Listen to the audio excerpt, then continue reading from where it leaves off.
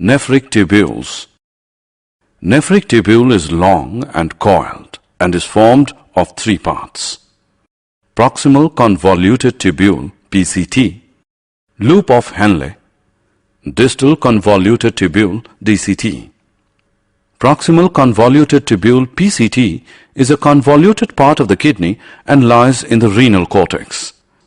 It is the main site of selective reabsorption of sodium, calcium, amino acids, etc. from the nephric filtrate. Loop of Henle is a U-shaped tubule present in the renal medulla. It is formed of two limbs, descending limb which is thin-walled and ascending limb which is thick-walled. Descending limb is permeable to water but impermeable to minerals like sodium chloride. Ascending limb is permeable to minerals like sodium chloride but impermeable to water. It concentrates the urine. Distal convoluted tubule DCT is a convoluted part and lies in the renal cortex. It opens in the collecting tubule.